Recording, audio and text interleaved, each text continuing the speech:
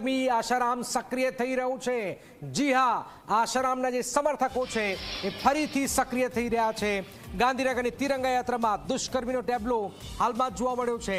દુષ્કર્મી આશારામના photo સાથે ફરી આ તિરંગા યાત્રામાં દુષ્કર્મી આશારામના સમર્થકોએ આ તિરંગા યાત્રા કાઢી છે। તિરંગા યાત્રાની યાર્ડમાં આશારામનો પ્રચાર પણ અહીંયા કરતો દેખાઈ રહ્યો છે। હિતલ મળશે જો હિતલ, વારંવાર આ પ્રકારની ઘટનાઓ સામે આવે છે અને ગાંધીનગરની અંદર આ તિરંગા યાત્રાની અંદર શું કોઈને આ વાતની જાણ જ નથી અથવા જાણી જોઈને આ થઈ રહ્યું છે?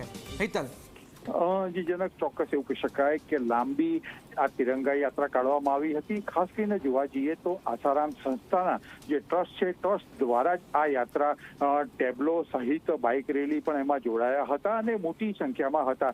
ચોક્કસ ક્યાંય પણ પોલીસ બંદોબસ્ત નહોતો એટલે પોલીસની મંજૂરી લીધી છે કે કેમ એ પણ એક સવાલ છે।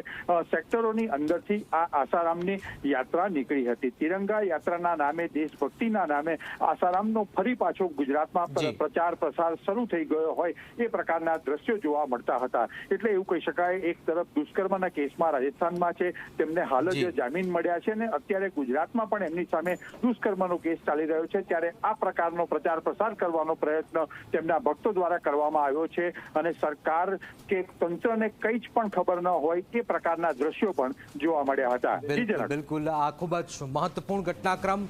વારંવાર આ પ્રકારની ઘટનાઓ સામે આવી રહી છે। દુષ્કર્મી આશારામ હાલમાં જામીન પર છે થોડા દિવસ માટે।